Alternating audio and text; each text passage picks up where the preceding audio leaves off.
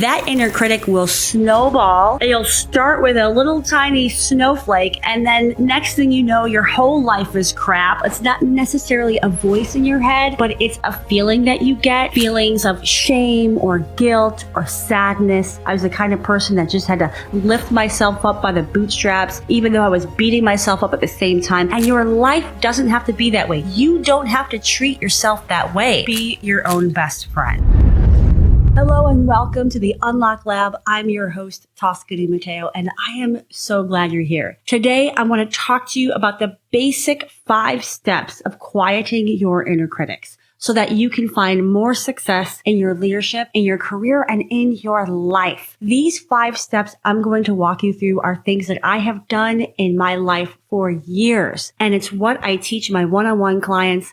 And it's work that I do with groups and organizations to help folks really reach their potential and interact better with each other. All right, so let's get into it. Step 1 is first and foremost to build your awareness of your inner critic voice and to start to separate that voice from who you actually are at your core soul spirit essence. So it's a little tricky because step 1 is kind of a 2-step process, but I want you to think about these together in tandem. We have to build a deeper awareness of what we're saying to ourselves because likely what's been going on for years is that you've just become accustomed to this being who you are, but that's not the truth. So sometimes we can easily recognize, oh yeah, that's my inner critic voice. And that's the thing that I always say to myself. But sometimes it takes doing some deeper work to deepen your awareness. And for some people, it's not necessarily a voice in your head, but it's a feeling that you get, feelings of shame or guilt or sadness. So if you don't really connect with this idea of a voice in your head, you may connect it to having feelings that are difficult throughout the day that you're dealing with. And that can be your way in to understanding, okay, what's going on inside my body? What's going on inside my mind?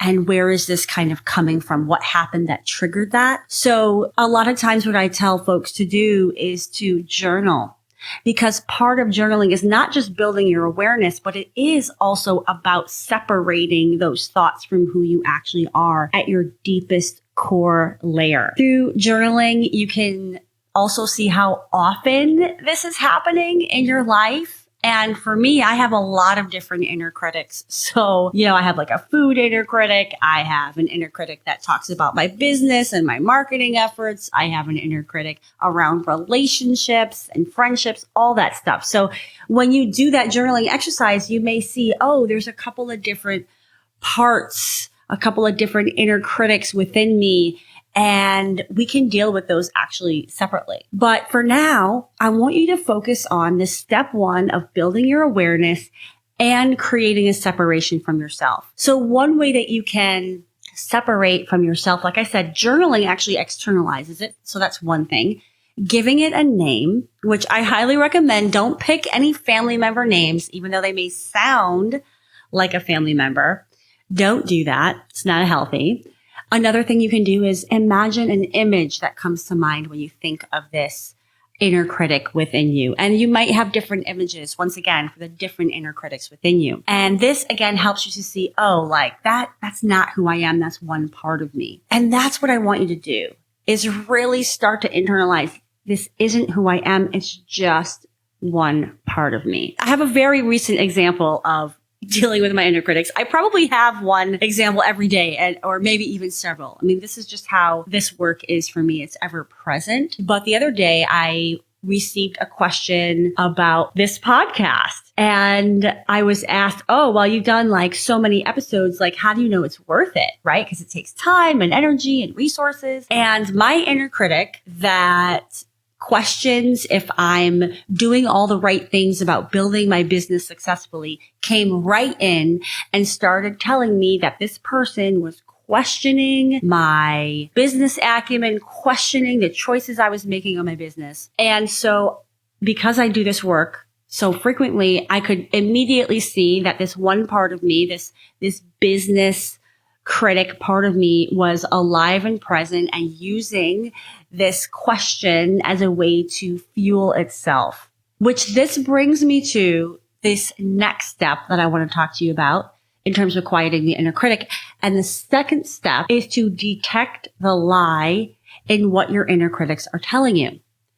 And some of the ways that you can detect the lies is that it speaks to you in absolutes. It tells you what somebody else is thinking or what their motivation is. It can predict the future. And it can also use words like you should or you need to. When it comes to your inner critics, it's often creating a narrative that you can't 100% confirm with certainty, which means it's a lie, which means it's a made up story. And we do this naturally. We make up stories in our mind because we're trying to make sense of the world. So this is just part of being human. And what we can do is we can reverse, we can shift our relationship with our inner critics so that they're not making us feel bad and they're not driving our decisions in our life. Because that's when you know you really have to address your inner critic, when it's starting to impact how you're making decisions. You can also kind of detect the lie if it sounds like somebody else. If it sounds like somebody that you know that would say those things to you, because that's a pretty good indication that that voice isn't the core of who you are. For example, continuing the story of when somebody was questioning my podcast and if it was worth it, the lie in that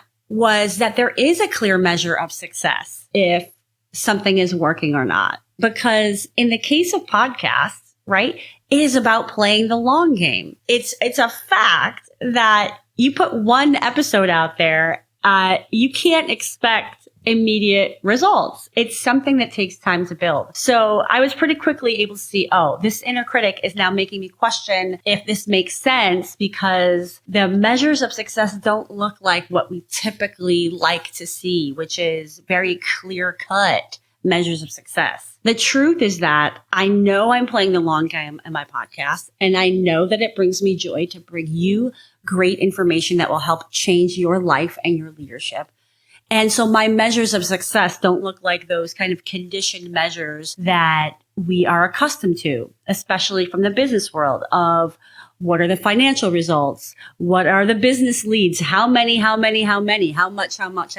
And there are other ways to define success other than that. So it was a clear indication to me, again, that what I was telling myself were lies and they weren't my truth. And of course, living with this kind of inner conflict is exhausting. Living with this record of lies while also recognizing like that you struggle with believing it or you struggle with accepting it, like that creates an inner tension and it's exhausting even if you don't know it.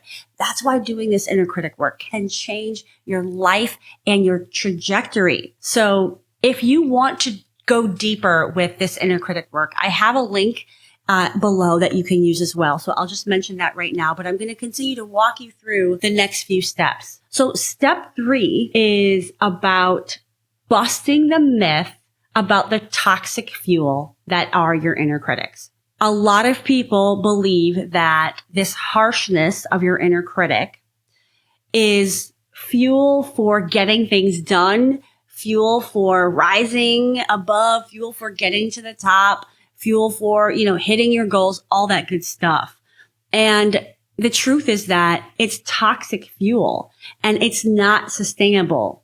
Much like the difference between electric and gas. Like one is way more sustainable for the environment versus the other one.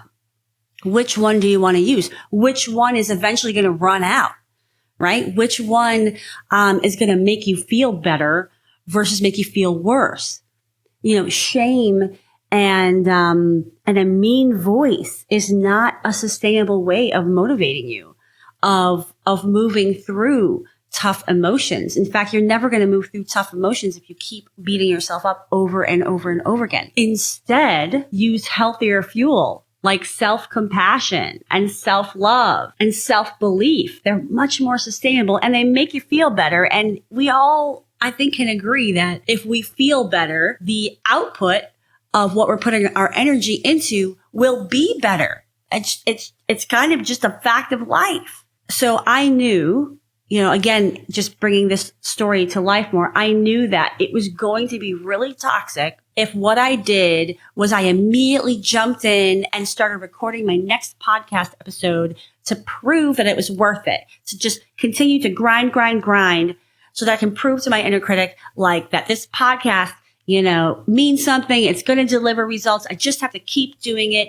and slog and grind and all that crap. But that's not the kind of fuel that I wanted to use to record the next podcast episode. I wanted to come from a place that I know serves me, that celebratory place of, you know what? I've been doing this for 84 episodes, and that says something. It says something about my commitment, about consistency, about persistence, about believing in myself and believing what I'm doing and knowing the truth that it does have an impact on people because I hear it time and time again. Now that we've walked through these first 3 steps, let's talk about step 4, which is really, really important. And that is to interrupt your thought pattern. Because when we're not cognizant, again, that's why we have to bring awareness to what we're saying to ourselves. When we're not cognizant, that inner critic will snowball. It'll start with a little tiny snowflake, and then next thing you know, your whole life is crap. Nothing is worth it anymore. You might as well give up. It'll start to bring in other parts of your life and start to say, oh yeah, well, yeah, not only is your business not doing well, but you're gaining weight and, you've gotten lazy, and it'll just start snowballing. It will bring in everything. Again, your inner critic, right, is not there to really bring you down. Actually, your inner critic loves you deeply. It's only using the tools that it has. Our inner critics have very little tools. And what it's trying to do is keep you safe from disappointment. It's trying to keep you safe from failure, from not receiving those basic human needs. And most of the time, our inner critics are formed at a very young age or at a pivotal moment in our life where we needed it to keep us safe, either from financial ruin or it needed to protect us so that we could get the love that we needed to survive, to literally survive, to get the food and the shelter and all of those things. What we need to do is kind of treat your inner critic almost like a child, and we need to interrupt the pattern as soon as we possibly can, right? Because your inner critic is kind of nagging you. Hey, listen to me. Hey, listen to me. Hey, listen to me. And if we let that continue and let those thoughts snowball, it's going to be even harder to get out because you dug yourself a deeper hole. So to interrupt the thought pattern, to interrupt your inner critic, you can do a lot of different things, and it's different for everybody what really works, and it's different in every situation. And that's why I say this is a practice. This isn't something that it's one and done. Like, oh yeah, I got my inner critics under wrap. No, it takes persistence. You're training that part of you that you actually don't need those thoughts, that they're actually holding you back and they're not supporting you anymore. So you can think about this interruption in a very physical way, to literally get out of your seat, to literally move your body, to dance to some music, to listen to some music. You can think about it energetically as well, right? It's about going for a walk and just receiving a different environment. You can think about it in terms of just shifting yourself and your thoughts inside. So putting a new thought in your head instead of the inner critic message. In the case that I was sharing with you where, I was being questioned about my podcast, it actually happened late at night, and I knew I was triggered right away. And I also knew I was super exhausted from the day. So my choice to not let that inner critic run amok was I actually went to bed early. I was like, you know what? I'm not even going to go down this rabbit hole. And I went to bed early. Now, the next morning, sure, it came back. And so what I did is I put some practices in place. My rituals, I took a shower. I was literally telling myself to cleanse these thoughts. I journaled. I listened to empowering music. And in that moment, in those early moments, I wasn't looking for the truth. I was focused on not letting that inner critic voice go down that rabbit hole path that I'm talking to you about. It's about really just stopping it. And I had some things on my calendar that I could focus on. And that was also really helpful, right? To like focus on what was going well, what was I proud of, to focus on what did I have to look forward to that day. And this reorientation of my thoughts helped me to keep my inner critic at bay at that time. And this brings me to step number 5, which is, and the final one that I want to talk to you about today. And that is to be your own best friend. So you've got this awareness, you realize this isn't who I am, you start looking at what's the actual truth, and you bust the myth that this is good fuel, and you realize, yeah, no, I don't want to live my life this way. And you start interrupting the pattern, and then you become your own best friend. And what that really means is that you start talking to yourself the way your best friend would talk to you. You start talking to yourself the way you talk to your own best friends. I'm guessing you're a really great friend. So if you turn that process on yourself, if you turn those messages on yourself, then you can start to fill yourself with those good, positive fuel messages versus the toxic ones, right? So that can look like, hey, you have done 84 podcast episodes. Like that is something that not a lot of people have done. Like celebrate yourself, be proud of yourself, right? Maybe it's time to celebrate yourself for taking the risk, for being the brave, for being vulnerable and risking disappointment. Maybe it's time to celebrate your consistency, because the inner critic wants to point out all the bad stuff. And when you're your own best friend, you point out the good stuff. You shine the light on the good stuff. You spend more time and energy on the good stuff. And that's what it takes to combat and quiet the inner critic, which is spending more time on what's working, what's true, what's filling your cup. And for me, in this same story that I've been sharing with you, one of the things that I did was I went on my social media platform and I started talking about this experience with my inner critic that really hijacked me. And I did that because I know that when I'm being my own best friend, that I'm alchemizing my pain, that I'm alchemizing the things that are hard and turning it into something of service to you. And that made me feel good. It also made me feel good to say out loud what I was thinking and feeling and how I was processing everything, because that helped me to process it. And so it was also a gift to myself to say it out loud and say, yeah, right. Like, and then I could hear myself and say, right, like this isn't a waste to sit here and invest in my time and energy on my podcast, because I know that it helps people.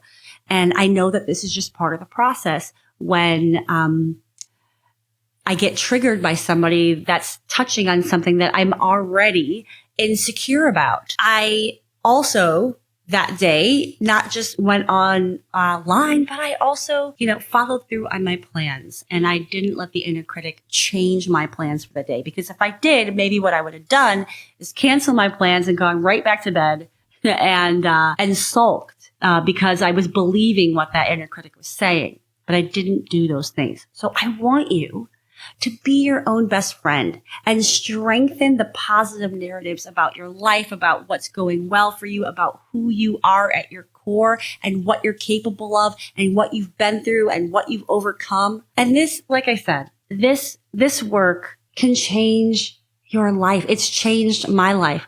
For many, many years, I thought this is just who I was. I was the kind of person that didn't lift myself up. I was the kind of person that could be a better cheerleader to others than I was to myself. I was the kind of person that just had to lift myself up by the bootstraps, even though I was beating myself up at the same time. And your life doesn't have to be that way. You don't have to treat yourself that way. And if you're really serious about changing this, then I would invite you to look at the packages that I offer in these links below, because there are some really quick wins that you can get with this work that I can hold space for you for. And there's also more long-term things that we can do together to support you in really changing your inner dialogue with yourself. And as you go through these steps, I invite you, you have everything you need right now to get this work started. Steps 1 through 5. Listen to this again, watch this again, because the truth is that it is a practice to quiet your inner critics. And it does work. And you may realize that you are so sick of your inner critics that it can happen really fast, that you can really shift things really fast. Or you may realize, wow, this inner critic is really hanging on for dear life, and it's going to take even more consistency and persistence to shift things and to actually love this part of yourself you've ever tried before. Because what I think a lot of people do, what I've seen them do over and over again, is they want to shame this part of themselves. They want to be upset at this part of themselves. And the truth is that that part of you showed up for you at a different part of your life where it was needed. And now it's just not needed. So love it. Love it so much that you send it on vacation, and love it so much that you come into deeper acceptance of who you are and how you've treated yourself in the past, so that you can then make a new choice going forward to be your own best friend. Well, I'm so glad that you were here to receive this message. And if you have any questions at all, please reach out. I'm here for you. If you want to bring this work to your organization or your team, I do this at a team level and even on stages. So I invite you to investigate if doing this human skills work will support your goals for this year. All right. Thank you so much for coming to the Unlock Lab, and ciao for now.